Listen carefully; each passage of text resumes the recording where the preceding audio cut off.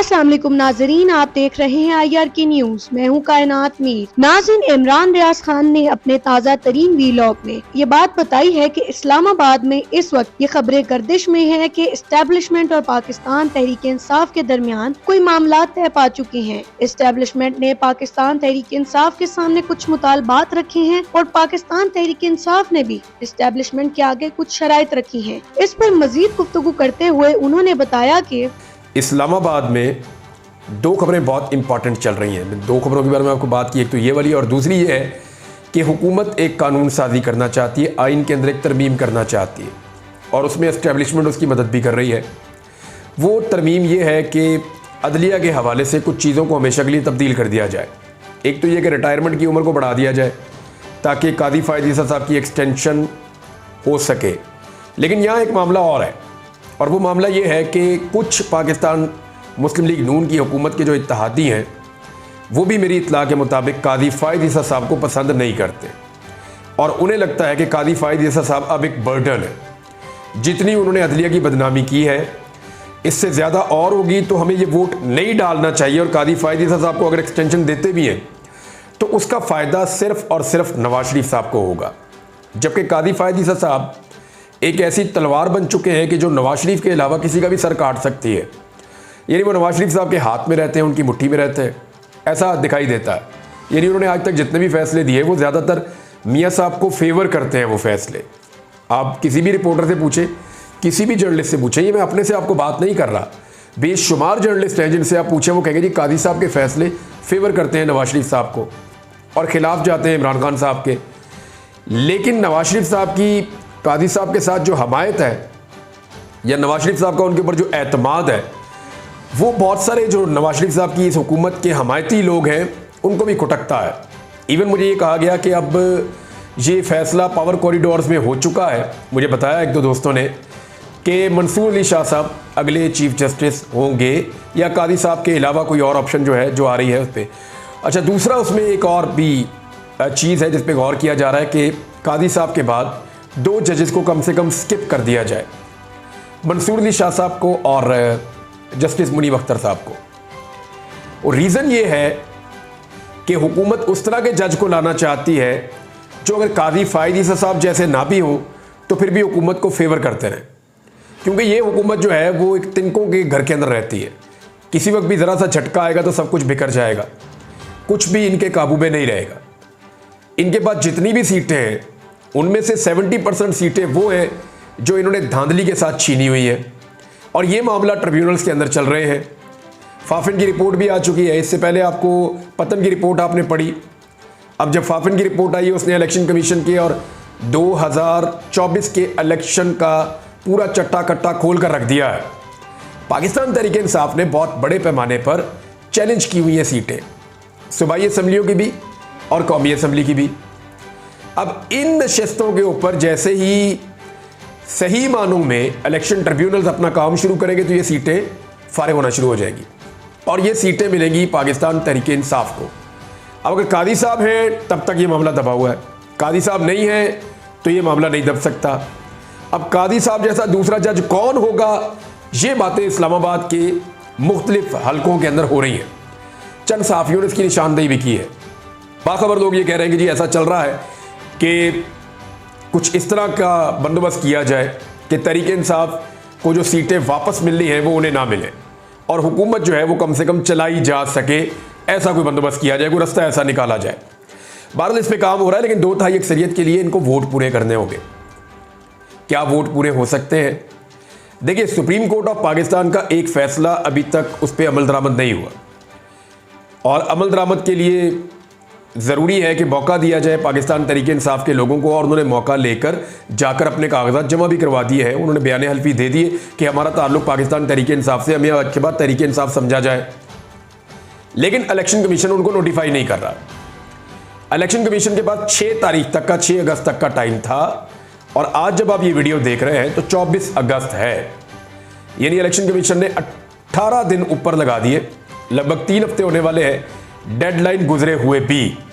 इसके ऊपर तो तौहीन अदालत होनी चाहिए कि election commission of Pakistan supreme court of Pakistan के फुल कोर्ट के फैसले के ऊपर अमल दरामद नहीं कर रहा, बल्कि अपील के अंदर जा रहा है अभी तफसीली फैसला नहीं आया और वो पहले ही अपील के अंदर जा रहे हैं, लिहाजा उनको फैसले के ऊपर अमल दरामद करना चाहिए था। सुप्रीम कोर्ट ने कहा था कोई प्रॉब्लम होगी तो आप हमें बताएंगे, हम आपको गाइडलाइन भी फराहम कर देंगे। नाज़रीन, एस्टेब्लिशमेंट और पाकिस्तान तहरीक इंसाफ के दरमियान मुज़ाकरात के हवाले से इमरान रियाज खान ने बताया कि पाकिस्तान तहरीक इंसाफ की इस्लामाबाद जलसे की भरपूर तैयारी थी और उनकी तलाब के मुताबिक खैबर पख्तूनख्वा से लगभग 5000 वर्कर्स पहले से ही पिंडी और इस्लामाबाद की मुख्तलिफ जगहों पर मौजूद भी थे, जिन्हें बाकायदा मंसूबे के साथ वहाँ पर भेजा गया था ताकि जलसा कामयाब हो सके। वजीर आला खैबर पख्तूनख्वा अली अमीन गंडापुर ने भी भरपूर तैयारियां कर रखी थी, जिसके बारे में इमरान रियाज ने बताया कि गवर्नमेंट के सोर्सेज है, उन्होंने बताया कि अली अमीन गंडापुर की तैयारी में जो चीजें थी, जो मशीनरी थी, वो मैं आपको बता देता हूँ।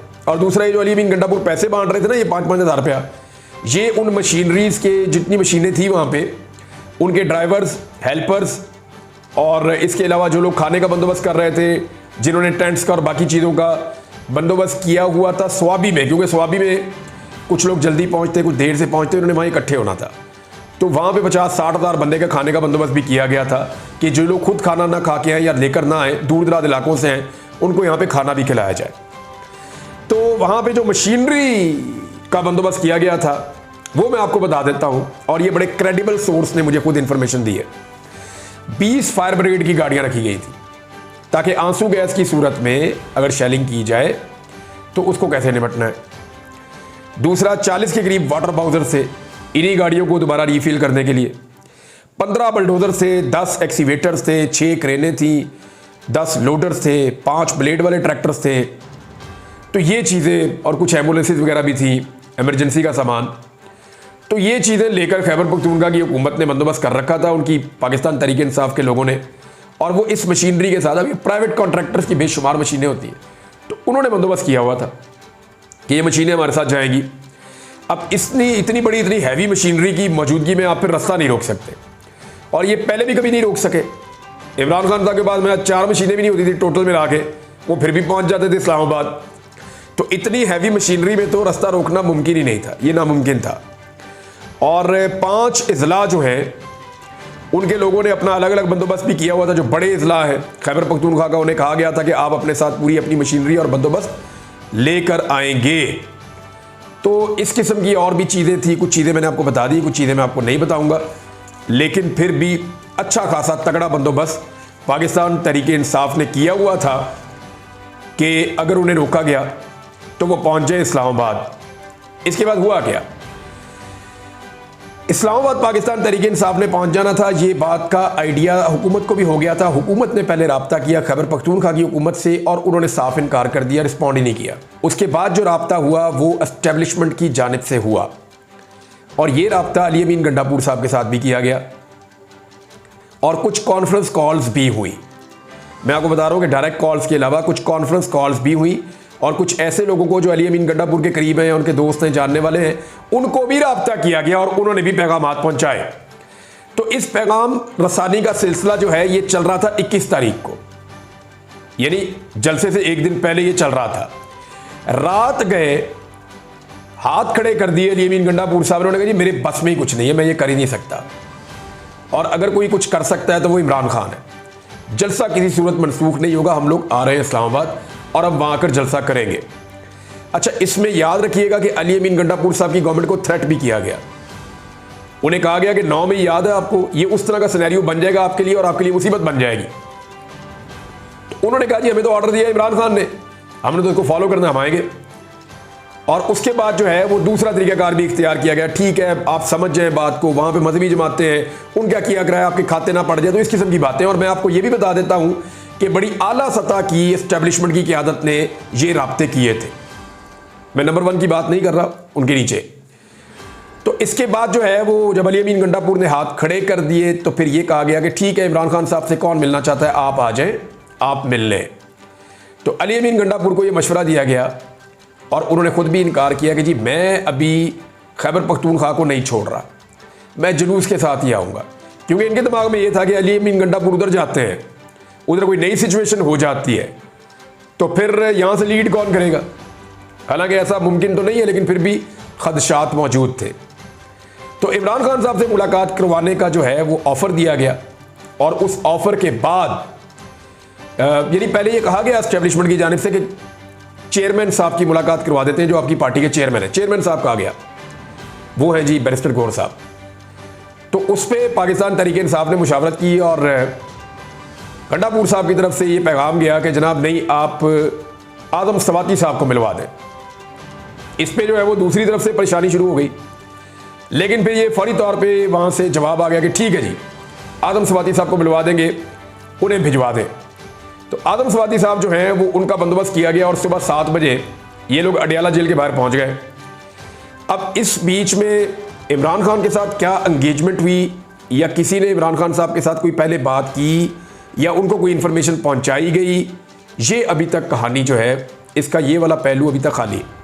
नाज़रीन, अब इस बीच में इमरान खान के साथ क्या एंगेजमेंट हुई, या किसी ने पहले इमरान खान से बात की, या उनको कोई इन्फॉर्मेशन दी गई या नहीं, इस बारे में अब तक कोई भी मुसद्दिका इतलात मौजूद नहीं है। बहुत से लोगों का ये भी कहना है कि इमरान खान से जलसा मुलतवी करने की खुसूसी दरख्वास्त की गई थी, लेकिन अभी तक इस सारे मामले पर सिर्फ कयासाइयां सुनाई दे रही है, जबकि कोई भी मुसद्दिका इतलात किसी के पास भी मौजूद नहीं है। इमरान रियाज का कहना था कि इस खबर की तस्दीक तो तभी हो सकेगी जब इमरान खान से गुफ्तगू हो सकेगी। इमरान खान खुद ही इस बात की तस्दीक कर सकेंगे कि एस्टेब्लिशमेंट डायरेक्टली उनसे राब्ते में थी या नहीं थी। नाज़रीन, इमरान रियाज का कहना था कि इस खबर की तस्दीक तो नहीं हो सकी, मगर इस बात को झुटलाया नहीं जा सकता कि एस्टेब्लिशमेंट की मजबूरी बन गई थी कि वो पाकिस्तान तहरीक इंसाफ को मुज़ाकरात के जरिए रोके, क्योंकि तहरीक इंसाफ इस कदर तैयारी से इस्लामाबाद जलसे के लिए आ रही थी कि हुकूमत के मुताबिक उनको रोकना नामुमकिन हो चुका था। अली अमीन गंडापुर और खैबर पख्तूनख्वा की तैयारियां इस कदर बेहतरीन थी कि पाकिस्तान तहरीक इंसाफ का इस्लामाबाद दाखिल होना इंतहाई हद तक मुमकिन था। पंजाब में सूरत हाल फिर भी कुछ हद तक कंट्रोल थी, क्योंकि हुकूमत ने फस्तायत के जरिए पंजाब से निकलने वाले काफिलों को काफी हद तक काबू में कर लिया था, मगर खैबर पख्तूनख्वा की जानिब से आने वाले काफिले उनकी हद से बाहर थे।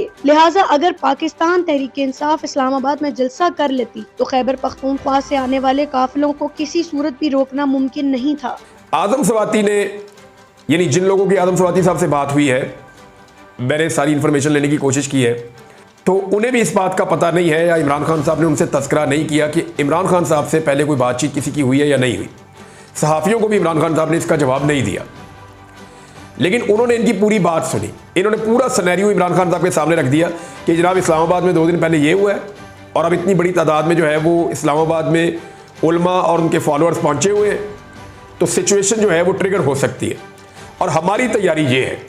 ये भी उन्होंने बताया कि हमारी तैयारी पूरी है। अली अमीन गंडापुर साहब और उनका जो पूरी खैबर पख्तूनख्वा की हुकूमत, उनके वुज़रा, उनके लोग, और बहुत बड़ी तादाद में पश्तून, इवन पंजाब के अंदर भी झगड़ा लगा हुआ है, लोग गिरफ्तारियां दे रहे हैं, लेकिन लोग जलसे के अंदर पहुंच जाएंगे, काफिले निकले हुए हैं, रस्ते में पेट्रोल खर्च कर दिया लोगों ने, आ रहे हैं। सारा सिनेरियो इमरान खान साहब के सामने रखा गया, तो फिर उन्होंने ये कहा कि बाहर जाके इन्हीं अल्फाज में प्रेस कॉन्फ्रेंस करो, और बाहर आते ही दोनों लोगों ने प्रेस कॉन्फ्रेंस करके जलसा मनसूख कर दिया। इस पे लोगों को बहुत मायूसी भी हुई, और मैं आपको ये भी बता देता हूं कि पहले उन्होंने प्रेस कॉन्फ्रेंस की और फिर बाकी क़यादत को फ़ोन करके बताया कि हमारी इमरान खान साहब से ये बात हुई है।